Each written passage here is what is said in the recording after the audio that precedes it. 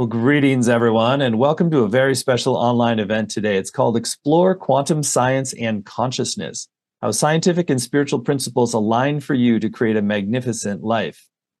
My name is Stephen Dinan, and I'm the founder and CEO of the Shift Network, and I'm really thrilled to be with you here, getting to explore the frontiers of science and spirituality and quantum understandings with really one of the true preeminent pioneers in this work. His name is Amit Goswami. He's been writing and teaching at the forefront of this area for quite some time. He has a PhD, he's a professor, researcher, best-selling author, quantum science pioneer, as well as a deep spiritual practitioner. And I think you're really going to love the perspectives he offers here today.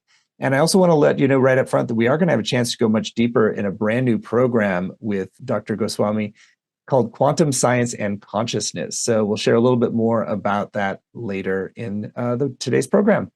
So Dr. Goswami, thank you so much for joining us here today. So let's begin a little bit with your backstory. I think people will really be curious about how you came to explore this really fascinating convergence of science and spirituality. Well, it is quite a story. I was trained as a nuclear physicist, theoretical nuclear physicist, which uses quantum physics a lot. So I learned quantum physics like when I was 16-year-old. So that part was okay, but the physics that I did was about nitty-gritty details of quantum physics and its applications to movement of esoteric objects like atomic nuclei. I did that for 10 years, and then I was gradually getting bored. On top of it, my personal life was not working, a marriage. So net effect was that I was unhappy, unsatisfied with my work, unsatisfied with the way I live. In this situation, I was invited to give a talk. These things are quite prestigious. So, of course, I went and delivered my talk at a conference. But when other people started their talks and gave their talks, I felt jealous about them. I was not happy that I was not up to the par. I did not think I did a very good job, whereas I thought these people are much better than me. So it made me very jealous. And strangely, that jealousy energy stayed all day. Even in the evening, we were at a party, and still I felt jealous that the women at the party are paying more attention to others and not to me. Strange as that was, because I was married and would not really look at women. But the jealousy is the thing. So at 1 o'clock in the morning, I got fed up with my jealous thoughts and went outside. Then a breeze hit my face, and the thought came, why do I live this way? And the thought was answered right away by an intuition, which was that I don't have to. I can integrate the way I think and the way I live. I can do happy physics that will make me happy in my profession and in my life, in my thinking. So that began the journey. It had two prongs initially. I also thought that maybe I should meditate and do some of the things that spiritual traditions ask us to do, but I had no idea that the science I chose, quantum physics, meaning of it, would eventually connect up with spirituality. I carried them out independently until I discovered the solution of the quantum measurement problem. We'll talk about that more later. And that was the beginning. As soon as I discovered the solution of the quantum measurement, it seemed clear that science and spirituality can be integrated. Let's go a little deeper into that. So how is it that quantum measurement really offers a pathway to integrate science and spirituality? Yes, quantum objects are very special objects. Mathematics says that these objects are waves. But these waves are not like ordinary waves. Ordinary waves, like sound wave, for example, if I stand up before an audience and I speak, everybody in the audience, equal distance from me, will hear everything I speak simultaneously. Now, quantum waves are supposed to be like that. But if electrons are thrown at an audience, like I'm throwing sound waves at an audience, the way that the electrons will be received is very peculiar. As soon as one person receives the wave, that's it. Nobody else can receive it, just that one person. So what that means is that electrons are waves of possibility, and whenever somebody measures it, sees it, observes it, the possibility waves collapse into unique actuality. Electrons have many possible positions to begin with, but as soon as we measure, it shows up in only one position. This is as weird as can be. It is totally weird. And what does that tell us really about the nature of spirituality as well? That was the secret. That is called quantum measurements. What is the magic that makes this person receive the electron? And if it is a possibility, then who chooses from the possible positions of the electron, the unique position that this observer is forcing the electron to appear? So it was John von Neumann who first suggested, because he proved a mathematical theorem, that no material interaction can ever convert a wave of possibility into an actual event of experience. In other words, this phenomenon that people call collapse, physicists call collapse, the wave cannot collapse to a particle via material measurements. So the traditional idea that we measure objects like an electron with a Geiger counter, that traditional idea just falls apart. Geiger counter cannot measure an electron. Then what does measure an electron? It has to be a non-material agency. So von Neumann proposed, this great mathematician, he proposed that the only thing non-material that he could think of is the observer's consciousness. So he said, well, it's the observer's consciousness that chooses. But of course, there is a huge problem. Suppose you and I are both observing an electron wave of possibility simultaneously. Then who gets to choose? You or me? There's no criterion in which we can say, no, Amit is better, no, Stephen is better. So therefore, this who gets to choose became a huge paradox. When I came into the picture, this paradox was still unsolved. Mind you, this is like 5 decades later. And one day, I was talking with a person, with a friend, talking about this problem of why this problem is so difficult to solve. And then this person was a spiritual man. So he asked me a spiritual question. He asked something like, everything is God. There's nothing but God. And all of a sudden, an about turn took place in the way I looked at the problem. The thinking came, why not?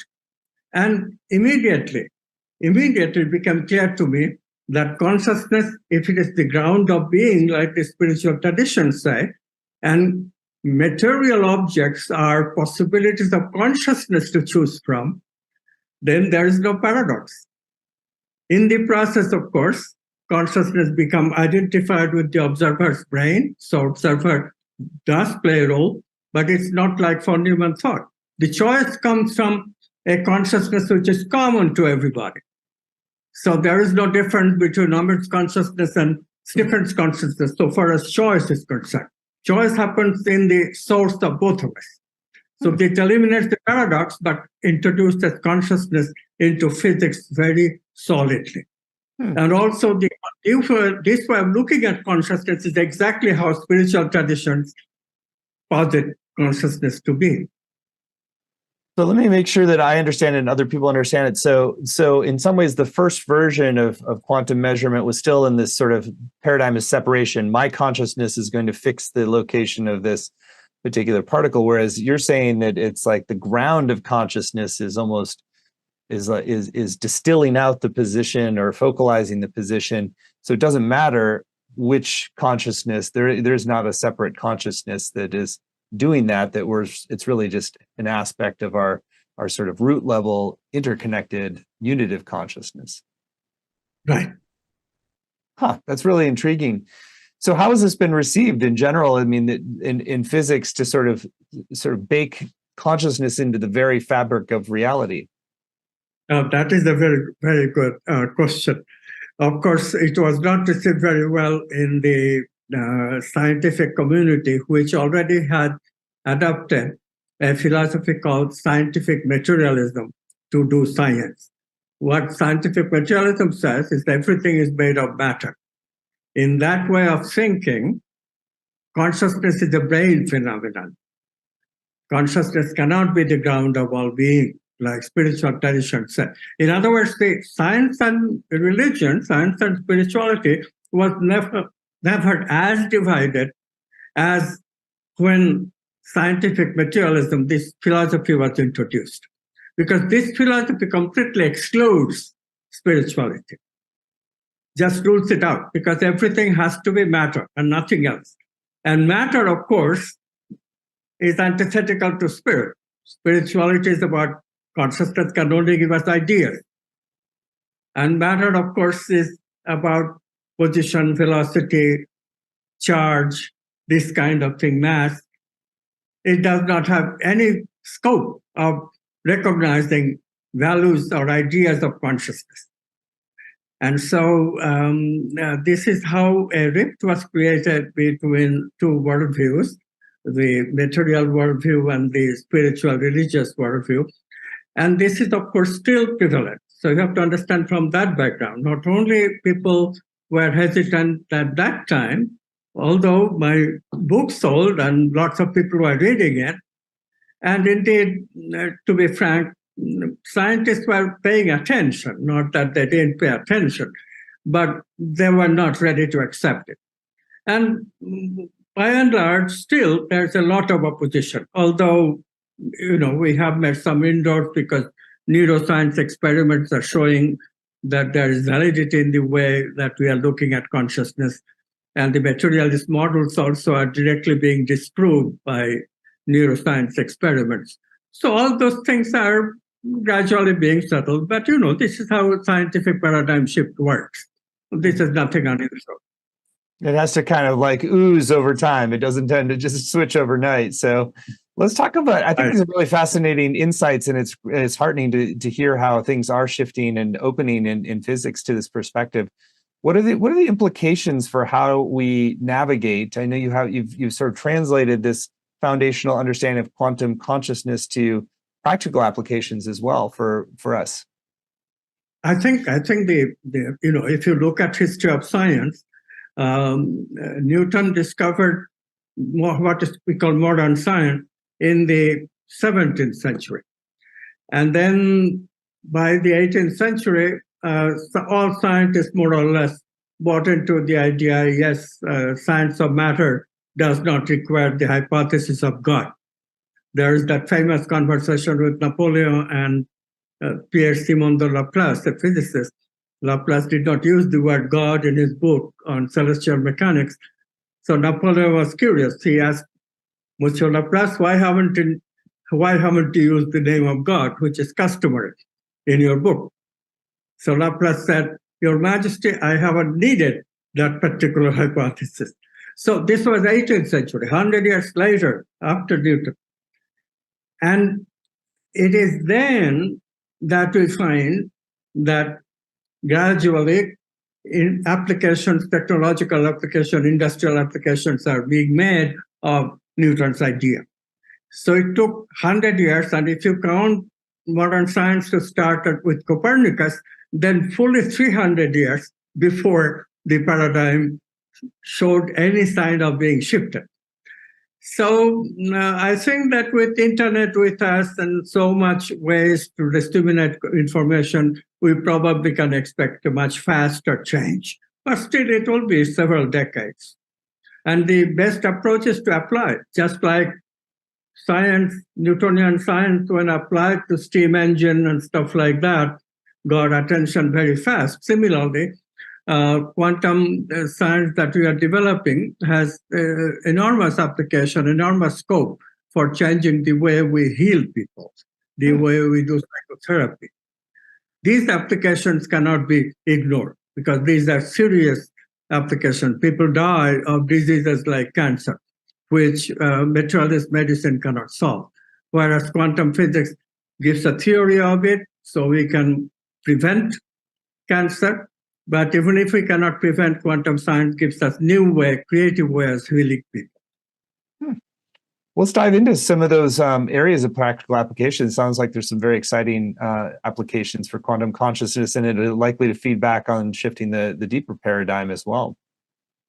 Yeah, exactly. So now what happens then is that, we have been busy writing books. I have written books on applying quantum physics to biology, to psychology, to intelligence, problem of intelligence, to healing, of course, even economics. So what is going to happen is that quantum science changes the way we think practically every human arena. And everywhere, when we apply, we find that we are getting new results. How will people accept it? Well, there is one area where there is tremendous promise. Recently, materialists have almost perfected. It's never going to be perfect, but almost perfected the way of rational thinking. This is by developing highly intelligent artificial intelligence programs. You have heard of, I'm sure, ChatGPT, that now is becoming quite popular in giving answers to even problems of health, problems of business, problems of stock market. But of course, it operates totally rational way. Human beings don't operate that way. We operate with intention, intuition, we operate with understanding, we operate with creativity. So the question is that when these machines, these intelligence programs start getting ubiquitous applications in all the existing situations, existing companies and businesses, what will people do? Because these programs can give better answers than any rational thinker, a human being, can get. So people will have to do something that Newtonian machines cannot do, that materialist science cannot give any answer to. And these are the creative questions of transformation, of health and healing, of people's generally personal growth, development, how we evolve, all these questions. So the paradigm will just shift by the pressure of what people will do when they have limited capacity compared to these computers for rational thinking. Let's dive into some of those uniquely human attributes that this can fuel, like creativity and innovation, and how can some of what you're saying have a better grasp on how to enhance our creativity and innovation? People have, under the aegis of materialist science, people have very limited understanding of what creativity is. They think creativity is situational problem solving. In other words, if you have a lot of database, creativity is nothing but looking at the data, and somewhere in the database, there would be answers, combination of previous thoughts. Based on the known, we can find answers to any question. And this is not true. If you compare even scientific discoveries, you find that there are always completely unknown things that human beings have discovered. E equals mc squared, that famous equation, is not just 4 or 5 little words than a number. It's not about E or equal or M or C or 2. It's about a meaning of the letters and the number that comes together in ways that we could never have guessed from existing knowledge. So this is what creativity is about. I call it fundamental creativity. What is involved is nothing but an archetypal value that comes directly from consciousness. This is truth. Truth, ordinarily we misunderstand truth thinking that it's fact. But of course, Fact also could be truth, but the point is that nobody sees fact the same way. So what is truth has been perplexing to any thinker. Whose truth is the truth? Quantum physics is saying that there is an absolute truth, and this absolute truth is proven by the fact that physical laws never change. They don't change over the time. They don't change depending on who is measuring them. So quantum science enables us to define these archetypal values, which are absolute in some sense. They don't depend on who is talking about it. It's just the representation can be somewhat different from one person to another. But fundamentally, the archetypes are a land of truth. Every archetype says something that is solidly valid. These are the things that we call truth, justice, love, goodness, wholeness, this kind of thing. So this is vintage spirituality, of course. But what is happening now is that because quantum science has a theory of creativity itself, and these archetypes comes to us by intuition and creative insights, so quantum science has a very good theory for this fundamental creativity. Creativity researchers completely agree with quantum theory of creativity. So the combination is looks very good.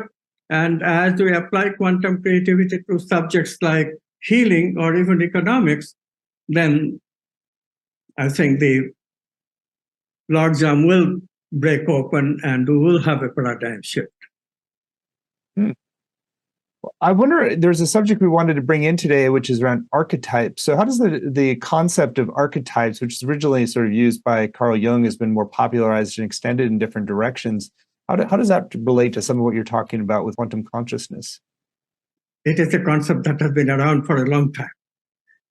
Consciousness sends us some virtues, values that religions have told us that we should pursue, and that will make our life happy.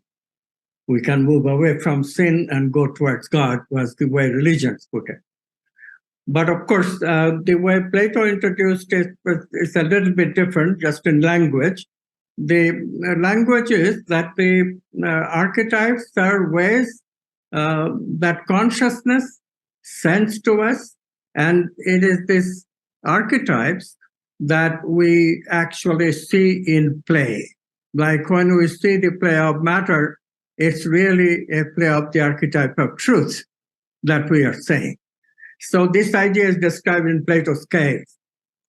Cave dweller, the person is trapped in a chair, only can look in front of him, and he sees a shadow show.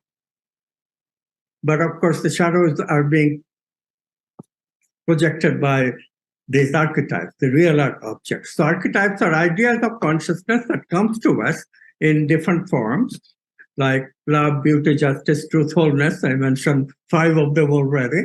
There are a few more.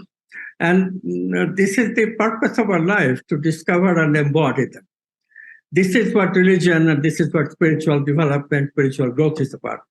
And not coincidentally, civilization, what we call human civilization, depends on how we are doing in terms of exploration and embodiment of these archetypes. I'll give you an example. Scientific materialism, of course, matter is everything. So archetypes, ideas of consciousness cannot exist.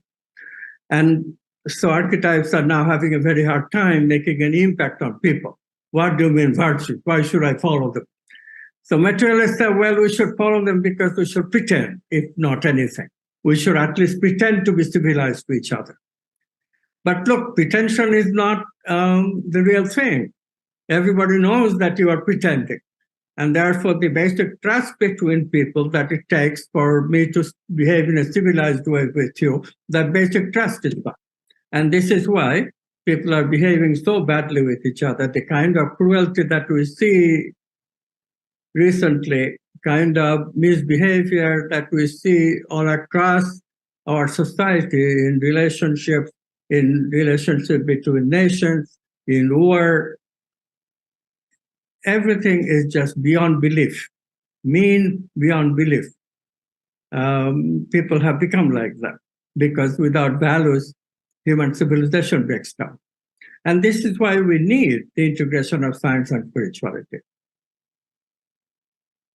I know you wanted to take us into a few experiential dimensions of what you're talking about and applying. I wonder if you can lead us in the 7 eyes kind of method that you've been developing. The best thing to lead is actually, the basic concept. Basic concept is consciousness is the ground of being. We all come from that. The way of thinking is like consciousness is like the bedrock of the ocean. And on the top, of course, we see various rocks showing up. But the rocks are really, the islands are not really individual. They are connected in the bedrock. So this is the basic idea of consciousness is the ground of all being. We all come from that. But that means that in the process of quantum measurement, consciousness identifies with individual brains, the individual observer who was implicated in making the measurement. So the question then is, the consciousness, this conscious identity, how does it appear in the mind of the observer? And what follows is that initially, the observer's consciousness would be cosmic, would be quite reflective of the fact that it is coming from a oneness of all consciousness.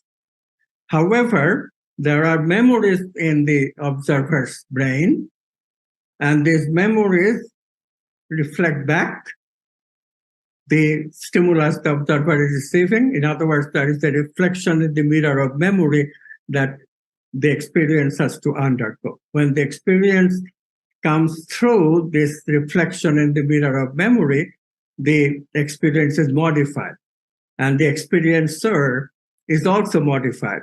The self, which was a quite cosmic self, identity with the brain, becomes more and more a very limited identity in the individual brain. So the best thing to do is to demonstrate that there really is something of an expanded self. We cannot show infinite expansion of the cosmic self, but we can show that if we meditate, the individual self, which is a contracted consciousness, does expand, or we feel much more relaxed. This is very easy to demonstrate, so we can meditate for 15 minutes and you will find a beautiful result like that. People will be relaxed. Okay, let's do it. So everyone, please sit comfortably and take a deep breath or two. Inhale, exhale. Again, inhale. This time, flex your muscles, squeeze your muscles, and then exhale and relax your muscles. You are fairly relaxed now. After doing all that, when we just sit, it can be very relaxing. What is the meaning of this relaxed consciousness? Think about it. The same consciousness that was so constricted, so focused, is now relaxed, expanded. This is the thing. Consciousness is not an object. How can an object change like this? It doesn't. Consciousness can be very focused on ourselves, only me.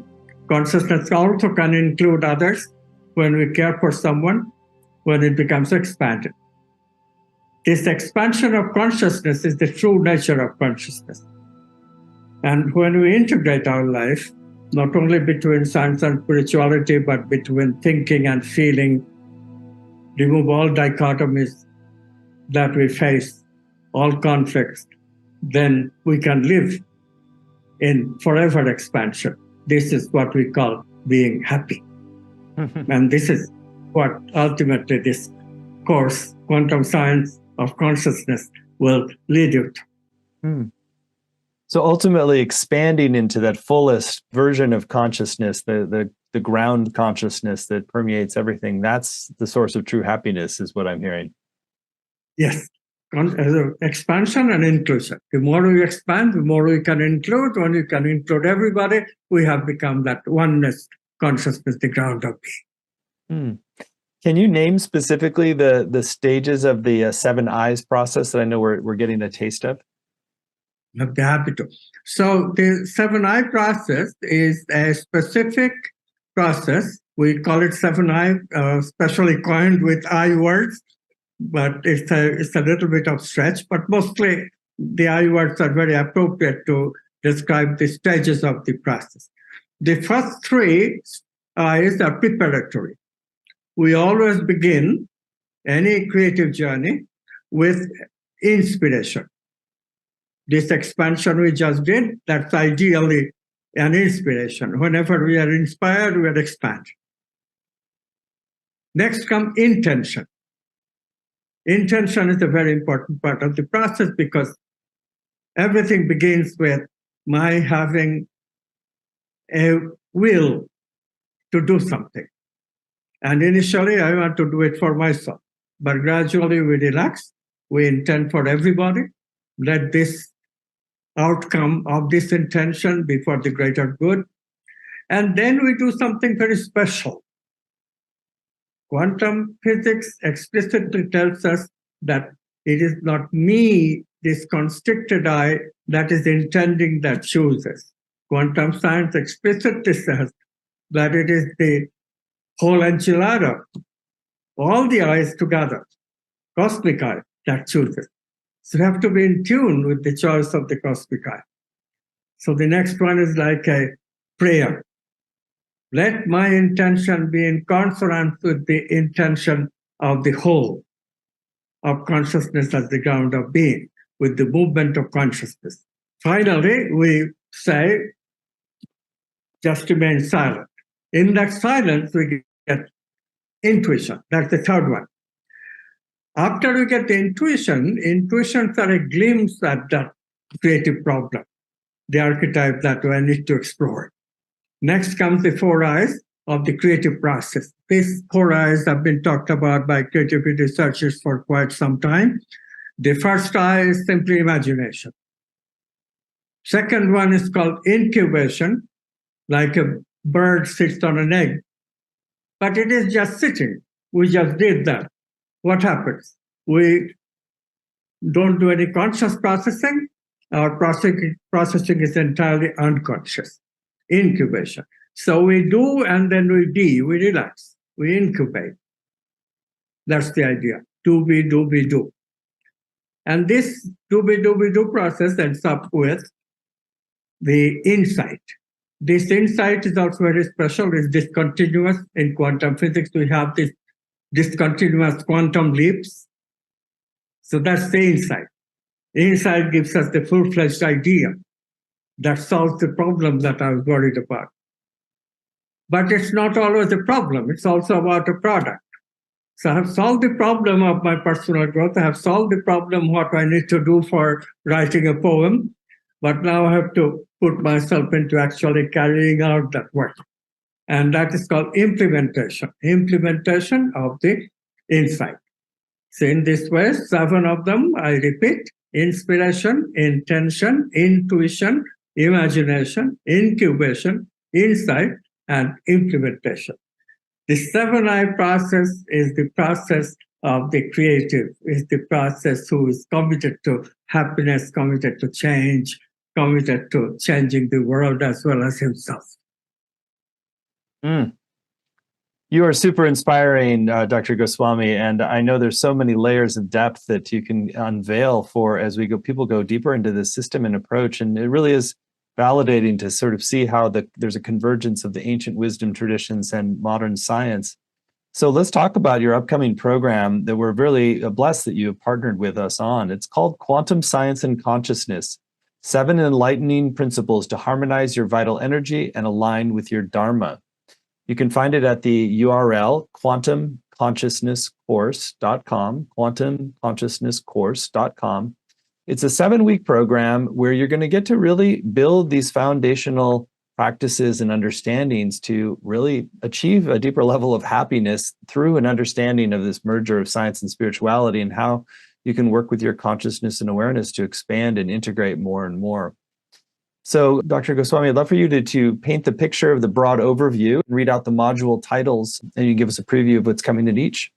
Yeah, so very quickly, we'll go through the entire scope of the science in the 7 weeks, one module every week. The first module is about integration of science and spirituality. Some of it we already gave you a glimpse today. But there's much more aspects of it. So more involved, which is okay, I hope. Next one goes into the heart of quantum physics that we touched upon as well. But the intricacies of quantum physics are amazing. You will be very, very, very intrigued by it. Next one is about the science of experiences. This is where quantum measurement theory comes in. Quantum measurement theory is the basis of the new science. It's the basis of the integration of science and spirituality. After that, we talk about gradually, we introduce the concept of 5 bodies of consciousness. This is very important for health and healing. We usually think we have only the physical body, but no, we have a vital body, a mental body, a body of archetypes, and finally, spiritual body. 5 bodies. If we take care of all 5 bodies, we are healthy and happy.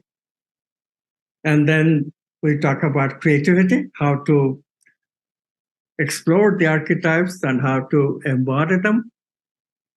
And finally, we talk about the explicit subjects, happiness, health and happiness, and love. Love especially is a very intriguing subject. How do I have relationship with others?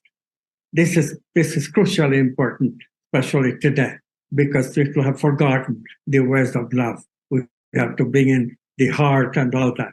So a few points about the program. You'll get the 7 modules that Dr. Goswami went over in detail, and I'll just read out the titles so you're clear on each. So module 1 is called Harmonize Science and Spirituality for a Transformative Shift in Perception and Growth. Module 2 is Tap into Quantum Consciousness to Elevate Your Understanding and Clarity. Module 3, Align Your Desires with Quantum Reality to Master Conscious Manifestation, really practical. Module 4, Nurture Your 5 Bodies for Holistic Health, which is obviously we want to have long, thriving, happy bodies and long lives. So module 5, Blend Ancient Wisdom with Modern Science to catalyze your quantum creativity, another key dimension of our fulfillment in life. And module 6, Explore the Depths of Consciousness to Master Your Mind and Elevate Your Soul. And module 7, Unlock Your Quantum Potential to Embrace Love, Cultivate Happiness, and Harness Higher Intelligence. So I know he kind of covered a lot of details on those. I just wanted to read out those titles so you have a really that sense of how the arc flows of the program. These are going to be 120-minute live sessions. He's got a lot to share. And so it gives you a chance to also dive deeper into the practices, to have a full 2-hour session. It's going to have time to interact and engage and ask your specific questions live of Dr. Goswami. There'll also be recordings of every session, both video and audio, as well as word-for-word transcripts to work with, study, and highlight. There'll be weekly exercises for home and Facebook community and small group time to connect with other participants. In addition, on the page at quantumconsciousnesscourse.com, you're going to see several extra bonuses to enhance the journey for you. There's a video series from Dr. Goswami called Quantum Science of Love and Relationships video series. Want to share a little bit more about that particular bonus? Well, this is a very exciting video series because, love is so much misunderstood. So we start with romantic love. We talk about how people fall in love, what's the mechanism involved, quantum leaps and all that. And then we address the most important part of romantic love. Why can't people stay in romantic love? Why can't people stay in even civilized, good relationship between each other throughout a committed relationship? Why is there so much difficulty in maintaining even cordiality? We speak about that. What is it in us that becomes the barrier to love? We have to remove those barriers. And then we also talk about how to move away from romance into loving everyone, unconditional love, empathy, compassion, this kind of thing that spiritual traditions talk about. And finally, we also talk about the social aspects of love, love in the workplace, sexual harassment, that is a big major problem today, how to move away from that, how to introduce good parenting by teaching parents about love. Love in our formative years is very important. We now completely have understood it using quantum science. So all that is part of the course on love. And then we have a book on politics. This one talks about democracy. There's a lot of talk about how we can preserve democracy in view of so much attack on democracy by would-be dictators, so many dictatorial rulers today in so many countries. In fact, if you look for really ideally democratic countries, they would have difficulty. Even America, where democracy started, is really facing a lot of difficulty in maintaining democracy. So it is very important to talk about the science of democracy. Is democracy scientific? And by showing this book that, yes, democracy is the only scientific organization of politics. There is no other that fits science, quantum science, better than democracy. So we should preserve it. And how to preserve it is also, of course, something that we have to study. So we present some tentative solutions. Well, I wanted to say that the quantum politics book, which sounds truly fascinating since I have a personal passion in this area as well, that's actually our special bonus that folks get when you sign up by midnight tonight Pacific time. So it's our little extra encouragement to really go to the page at quantumconsciousnesscourse.com. Take the time after this call to really tune in, read through, and if this is the right next step for you, then you're going to get that special quantum politics book, ebook, when you sign up by midnight tonight. So go ahead, Dr. Goswami. Also, we gave a quantum activist movie that a couple of my friends made, but it was really done quite professionally. You'll be very pleased to get all the ideas of what I call a movement. I started it called quantum activism, how to be an activist, but with a new format. Ordinary activism is directed at changing others, changing the world, but we don't bother to change. And that never works, really. But this activism says that you change the world, but while you change yourself, using the quantum principles. So we call it quantum activism. The reason that we need quantum activism also should be clear. Quantum physics is changing paradigm of doing science. This is a huge, huge change. Just like the Copernican revolution, that was a huge, huge change. Huge prejudices are involved, huge power plays are involved. In order to dislodge the current establishment, scientific establishment, we really have to become activists. But as I said, we are a different breed of activists. We walk our talk. So this video, it's about 67 minutes. You really should watch, and I think you'll be greatly appreciate and enjoy it. Well, it's going to be an amazing program, and we've kept the investment for it really accessible. It's just 3 payments of $128, or you save 10% when you pay in full upfront with one payment of $349. The course is going to start December 12th. Sessions are going to be on Tuesdays, but even if you can't make the live time, you can still get the full value with the transcripts, recordings, and the community as well. And I encourage you to go over to the page at quantumconsciousnesscourse.com and really tune in, give it a read through some of the testimonials, which are really great, that testify to just how deep and wide these teachings can go and really changing people's lives. And really, if you get a sense to move forward, then you've got that special bonus on quantum politics, the ebook, when you sign up by midnight tonight. And ultimately, the real value is in the practices. So when you do those, that's when you really experience the healing, the liberation of your consciousness, and the fulfillment of your dharma, which is really at the heart of this course. So again, it's all at quantumconsciousnesscourse.com, and you get that special quantum politics ebook when you sign up by midnight tonight. So, Dr. Goswami, what a pleasure to be with you this last hour. Really deep, wise thoughts. So anything that's still on your heart that you want to share with folks who are considering going deeper into the program with you? I'm looking forward to the course. I hope you are too, Stephen. This was a wonderful conversation with you. And I hope the listeners appreciate what is happening on the scene, because this paradigm shift in science is also an integration of the two battling worldviews that is really causing havoc in our world. Very true. Getting to the root causes where we have worldview issues, we end up with problems in manifest reality. So shift on the deepest level, and your life harmonizes and our world harmonizes. So thank you, Dr. Goswami, for an enlightening hour, and thank you all for joining. And if you'd like to go further into quantum science and consciousness, 7 enlightening principles to harmonize your vital energy and align with your dharma, you can do so at quantumconsciousnessforce.com. You'll get the Quantum Politics ebook when you sign up by midnight tonight. Many blessings. Thank you so much.